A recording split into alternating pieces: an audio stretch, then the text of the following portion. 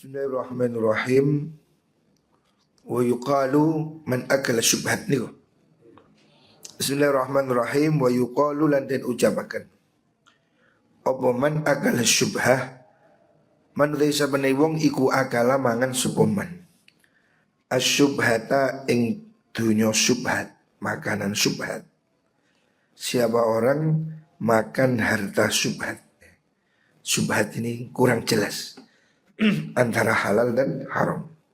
Siapa orang makan harta syubhat, arba'ina ing dalam petang bulu apane yauman dinone, adlama mongko dadi petang opo qalbuhu atine man. Orang yang makan harta syubhat belum sampai haram ya. Syubhat itu hampir haram, remeng-remeng. Siapa orang makan harta syubhat selama 40 hari non-stop, maka hatinya menjadi gelap. Hatinya menjadi gelap artinya dia menjadi sulit mendapatkan kebaikan. Efek dari makan syubhat, apalagi itu makanan yang haram ya. Jadi makan syubhat saja harus dijauhi. Sebab orang kalau makanannya syubhat, hatinya menjadi gelap. Wa wa ta mengkono qaul iku ta'wilu qaulihi ta'ala, takwile dawuh Allah Ta'ala. Itu adalah takwil dari apa yang disabdakan oleh Allah.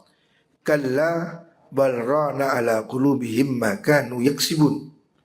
Allah mengatakan dalam Al-Quran, kalla bal rana ala qulubihim ma kanu yaksibun. Surat Al-Mutaffifin. Allah mengatakan kalla, temenan bal balik rona ngreketi nayeng ala qulubihim ing atase biro-biro atine mengkono kaum apa ma perkara kanu kang ana sapa mengkono kaum iku yaksibuna padha nglakoni sapa kaum. Jadi orang-orang itu karena makanannya haram maka hatinya menjadi gelap, ron, nayeng, kotor. Ulama menafsirkan rona ala qulubihim itu adalah makanan yang syubhat. Jadi mereka itu hatinya menjadi gelap karena makanannya syubhat. Itu takwilnya begitu. Apalagi kalau haram, lebih banget.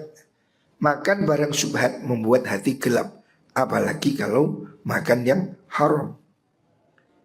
Wa qala Daud sapa Ibnul Mubarak, Kiai Ibnul Mubarak, Abdullah Ibnul Mubarak, raddu dirhamin utawi balekaken sak dirham syubhatin kang syubhat. Menurut Imam Ibnul Mubarak, mengembalikan satu dirham syubhat tidak jelas. Iku ahabulu demenaken ilayya maring ingsun min an atasaddaqa saking yen to sedekah ingsun bimiati alfi dirhamin kelawan 100.000 dirham wa mi'ati alfin lan 100.000 dirham. Maksudnya sedekah banyak itu bagus, tapi mengembalikan harta syubhat ini lebih penting. Hatta balagha sikut meko apa mengkono dirham tumeka sita mi'ati alfin ing 600.000 dirham. Lebih baik menjauhi harta syubhat 1 dirham daripada sedekah 600.000 dirham ya. Karena itu membersihkan. Wa qala dawu sebab ba'du salaf innal abda sudene kawula iku layak kulu yaktini mangan sahabat akaltan kelawan ing panganan fayang qalibu mongko dadi malik apa qalbuhu atine abad. Artinya gara-gara makanan orang itu hatinya bisa balik ya. Dari baik jadi jelek. Orang asalnya baik, begitu makanannya haram, perbuatannya jadi berubah ya. Efeknya kepada sikapnya. Makanan haram itu mempengaruhi pikiran dan sikap seseorang. Fayang qalibu mongko dadi malik apa qalbuhu ati berubah apa qalbuhu atine man wayan ghalulan dadi bumpet ya. Menjadi tersumbat qalb hatinya itu kama yan ghalu kaya oleh dadi sumpet opo al-adimu kulit ya. Jadi menjadi sangat tertutup. Fala yaudu mongko ora bali opo mengkono qalb ila halihi maring tingkai qalb abadan ing dalem salawasi. Jadi orang yang makanannya haram itu bisa membuat hatinya berubah. Asalnya baik, makanannya haram, korupsi, ngentit, ngapusi, maka perbuatannya akan berubah menjadi haram. Jadi orang bisa berubah dari baik jadi jelek gara-gara makanannya haram. Wa qala Daud sapa Sahal, Imam Sahal At-Tastari. Man uti sapane wong iku akala mangan sapa man al haram ing bondo haram asot mongko dadi duraka apa jawarihu pira-pira anggotane man syaa karep sapa man am aba utawa ora karep sapa man. Mau tidak mau, orang kalau makanannya haram maka kelakuannya akan berubah. Dia akan menjadi senang maksiat ya. Makanya kamu lihat dirimu sendiri.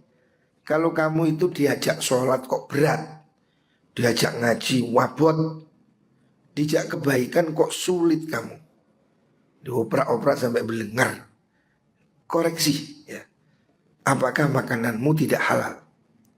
Sebab menurut Imam Sahal At-Tastari, seseorang yang makanannya haram itu anggota tubuhnya menjadi durhaka. Anggota tubuhnya tidak terkendali. Artinya dia akan berubah menjadi nakal. Mau tidak mau. Artinya itu otomatis. Sya'a am aba. Mau atau tidak mau. Orang kalau makanannya haram, perbuatannya akan berubah. Kelakuannya akan berubah.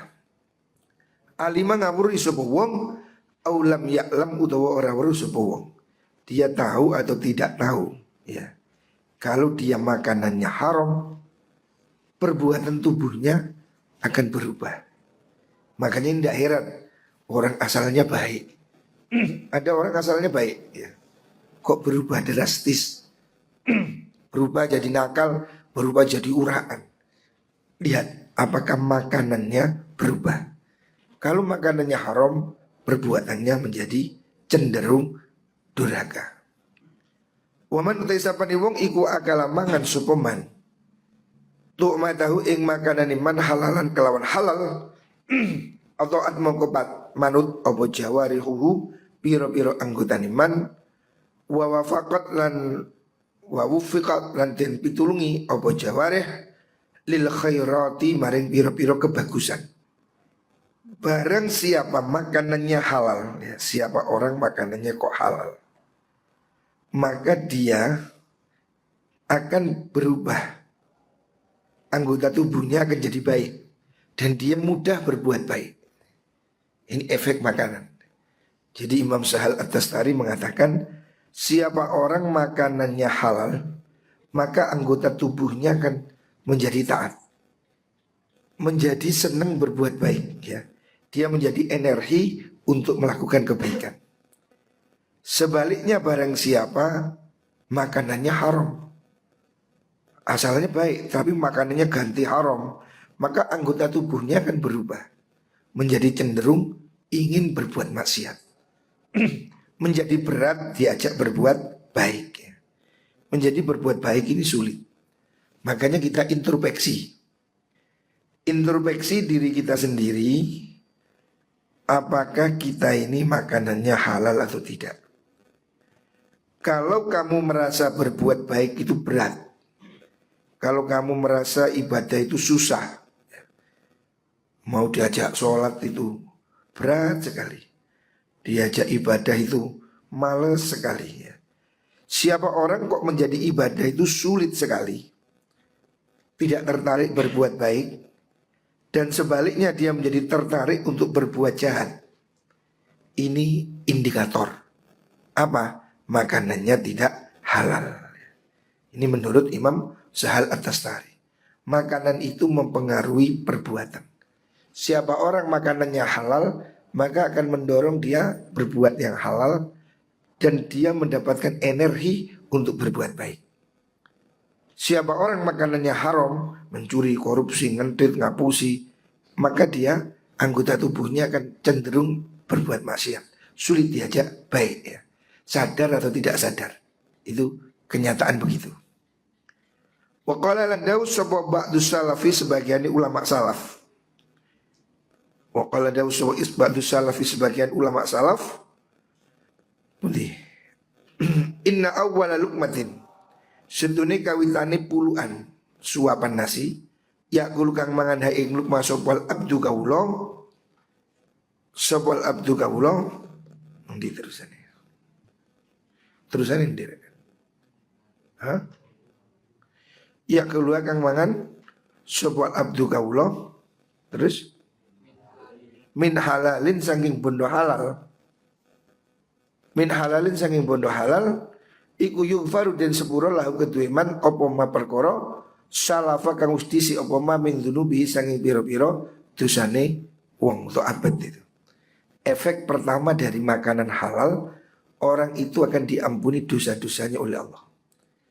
Wa man utai sapane wong iku aqama jumenengaken sapa man nafsau ing awak dhewe man maqama dzullin ing dalem panggonane ino fi talabil halali ing dalem nyupri bondo halal tasa kotot mongkot dadi rontok gugur andu saking man opo dzunubuhu pira-pira dosane man kata sakuti waraqis syajari kata sakuti waraqis syajari koyok dadi rontoki godonge wit-witan.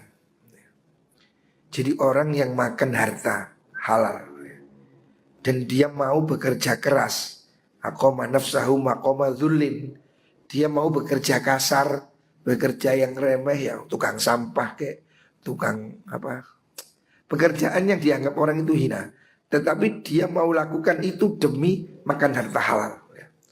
Siapa orang yang memilih bekerja halal walaupun kerjaan itu dianggap hina, becak lah, apa mana, juru parkir, apa, tukang sampah. Sebagian orang mungkin menganggap itu hina. Tetapi kalau itu dilakukan demi makan harta yang halal, demi supaya tidak mencuri, demi supaya tidak korupsi, maka itu bisa menghapus dosa-dosanya. Dosanya rontok ya. Orang yang mau kerja keras, kerja yang dianggap kurang apa, kurang intelek, kurang gengsi cara saat ini. Pekerjaan yang dianggap rendah, tetapi itu halal. Itu membuat orang itu diampuni dosanya rontok seperti daun-daun yang berguguran ya. Jadi jangan malu bekerja ya. Jangan malu bekerja apapun ya. Asalkan itu halal, jangan gengsi. Itulah jual bakso, jual sego goreng, jual obat sekalipun ya. Profesi apapun yang halal itu tidak usah malu. Jangan malu kalau kamu bekerja. Malulah kalau kamu meminta-minta.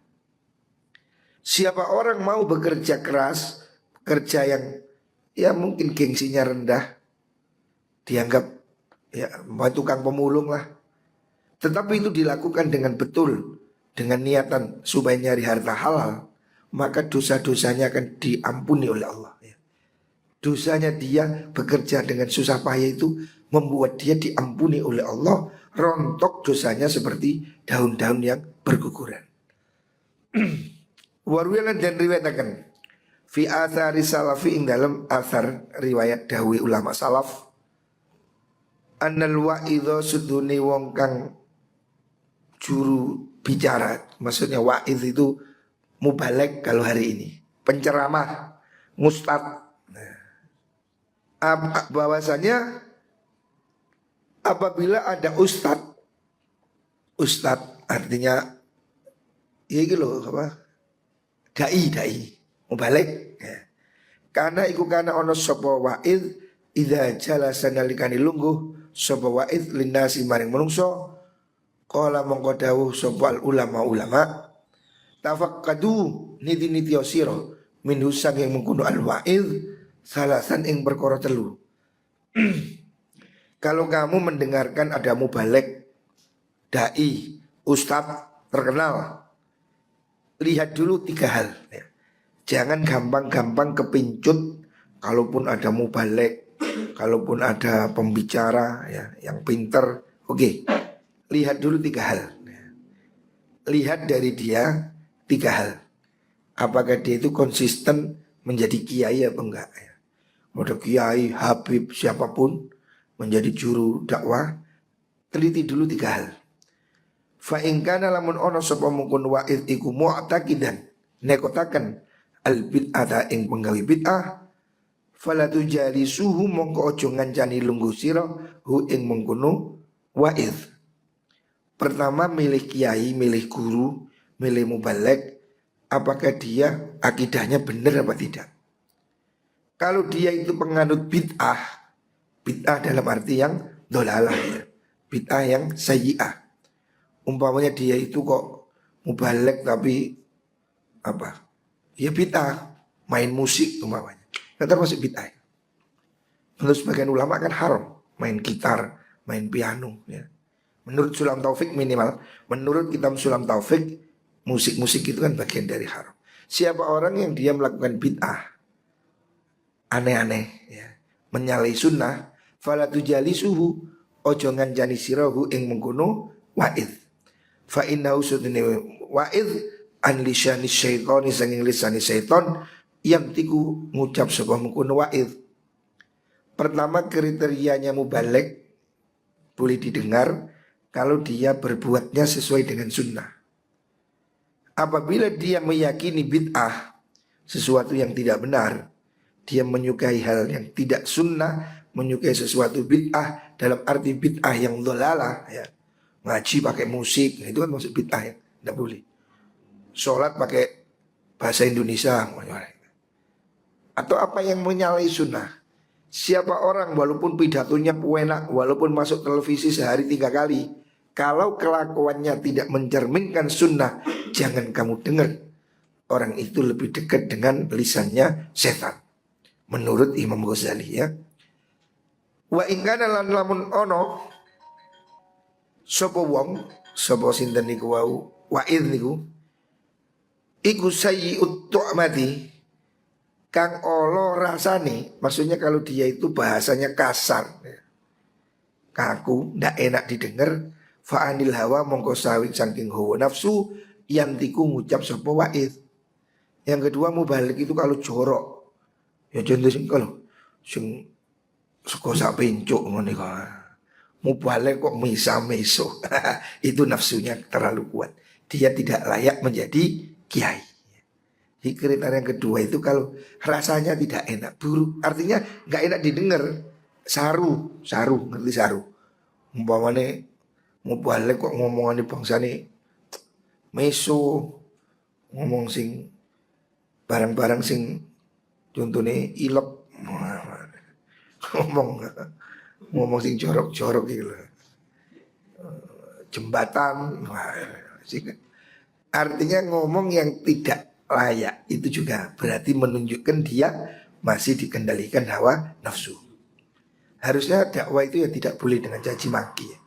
Dakwah itu ya merangkul ya, bukan mukul. Jadi dakwah itu harusnya bisa lebih sejuk, walaupun mungkin perlu juga suatu saat keras pada tempatnya, tapi tidak terus cacuk balik opo ya. Balik kok pidato dalile gak ono misune sing iku cerawak jenenge. Jangan diikuti orang seperti itu. Wa illam yakun lamun ora ono sapa wa'id iku makinul akli kang kuat akali, kalau dia nalarnya tidak benar ya, ngomongi napa niku serabutan, fa inna usudene wong iku yufsidu ngrusakaken bikalami kelan ucapan yang mengkono wa'id aksara kelan aksara kela aksara ma aksara ing luwih akeh mimma saking perkara yuslihu kang bagusi sapa mukun wa'id fala tujalisuhu mongko ojo ngancani lungguh sira hu ing mukun wa'id ya.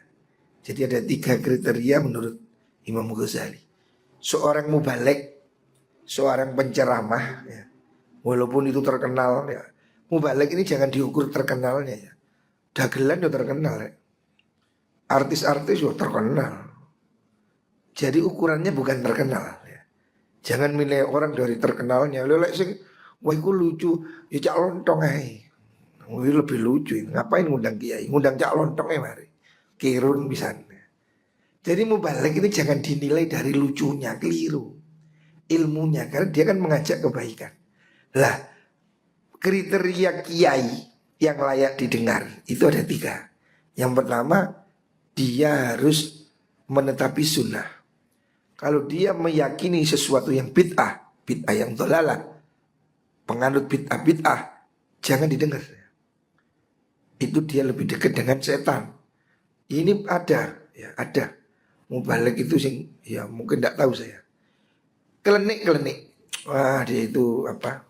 Dia melakukan sesuatu ritual-ritual yang bertentangan dengan syariah. Jangan diikuti. Ya. Itu jauh dari sunnah. Yang kedua, apabila dia omongannya kasar, omongannya nggak enak rasanya, jadi pedes, jedes, galak, kotor. Ya. Yang seperti itu juga menunjukkan dia berbicara dengan hawa nafsu. Yang ketiga, mubalik itu harus akalnya itu sehat. Ya. Dia punya ilmu yang benar. Ya. Sebab kalau dia tidak berbicara dengan ilmu, maka apa yang dia rusakkan itu lebih banyak daripada yang apa dia perbaiki.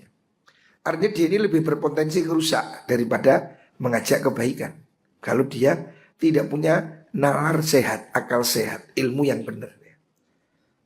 Kalau istilahnya Imam Ghazali di sini makinul akli, akalnya itu jejak. Jadi mubalik yang ilmunya memang paten, ngaji, dia memang ngaji, kelakuannya api, nah itu layak jadi kiai. Jangan orang yang tukang meso, tukang dangdut, tukang apalah, mendadak ustad, ludruk. Ya. Carilah guru yang memang dia punya ilmu. Ya. Jadi ngaji itu bukan untuk cari dagelan. Sekarang ini kita bingung. Orang ini kadang ngaji itu yang diukur lucu nih. Lek gak lucu, ono kiai nggawa kitab gak dirungokno. Tapi lek lucu, wah itu baru cocok. Lek ngaji golek sing lucu yo ngundang ludruk kae. Karuan wis mesti lucu. Basman, Cak Kartolo, itu lucu wis. Cak Lontong, lucu. Jadi ukurannya bukan lucu ya. Masyarakat kita ini mungkin terlalu jenuh ya. Ngaji ini yang diukur lucunya sekarang. Kalau gak lucu, gak diseneng. Ilmunya gak penting. Yang penting lucu. Ini salah. Paradigma ini salah. Harusnya paradigma seorang mengajak kebaikan itu adalah ya dia pertama itu sunnah. Dia mengikuti apa yang diajarkan oleh Kanjeng Nabi. Karena tidak ada tuntunan yang melebihi tuntunannya Kanjeng Nabi. Fa inna asdaqal hadisi kitabullah. Wa khairul hadi hadi Muhammad Rasulullah sallallahu alaihi wasallam. Tidak boleh ada orang punya pendapat sendiri atau apa yang menyalahi Kanjeng Nabi. Tidak ada. Tidak ada orang yang boleh membuat aturan sendiri melanggar aturannya Kanjeng Nabi. Pertama itu harus ukurannya sunnah. Makanya kata Syekh Abdul Qadir Jailani, orang ini walaupun bisa terbang, seandainya bisa terbang, ataupun bisa jalan di atas air, jangan kamu puja, jangan kamu suka sebelum kamu ukur dengan sunnah. Artinya kelakuannya ini benar gak menurut syariah. Kalau sekedar bisa terbang, burung bisa terbang. Kalau itu sakti jalan di atas air, ikan malah di dalam air. Jadi ukurannya bukan sakti, ukurannya syariahnya cocok apa tidak. Ini yang harus diperhatikan. Jangan sampai orang itu parameternya yang tidak benar ya. Kalau hari ini lucu, ludruk, ya. Orang lebih senang pembicara yang lucu, walaupun mungkin gak benar. Ya, itu tidak boleh. Ukurannya adalah sunnah, syariah. Wafil ahbari dan ikut tetap ing dalam bira-bira hadis al-masyhur kang masyhur an aliin sing sayyidina Ali radhiyallahu an wa ghairan yani Imam Ali inna dunya sunni dunya iku halaluha utawi halal dunya iku hisabun hisab hitungan. Dunia ini yang halal saja ada perhitungannya. Wa haramuha utai haram dunya iku azabun siksa. Lah kalau haramnya itu siksa. Pasti ya. Haram mengakibatkan siksa. Wa zada nambah sapa akhiruna wong kang liya Wa syubhatuha, maksudnya ulama yang lain menambahi makalah ini. Wa zada nambahi sapa akhirun wong kang liya. Wa syubhatuha utai syubhate mengkono dunya iku aitabun. Wa syahwatuha beliau wa syubhatuha utawi syubhate mengkono dunya iku itabun dan cacat, dicela. Jadi dunia ini ada tingkat-tingkatan, halal, haram, syubhat. Halalnya aja, yang halal ya, murni halal, itu masih ada hisab, masih ada pertanyaan, perhitungan. Tapi kalau yang haram itu jelas iqab, ancamannya siksa. Wa syubhatuha itab. Syubhatnya aja itu akan mendatangkan apa? Celaan. Artinya syubhatnya ini sudah meskipun tidak sampai disiksa itu tercela. Makanya yang harus kita pilih adalah halal. Berusahalah memilih hidup ini hanya harta yang halal dan jauh yang syubhat. Kalau kamu menjauhi yang syubhat, menjauhi yang haram, lah itulah disebut dengan wirai, hidup yang hati-hati.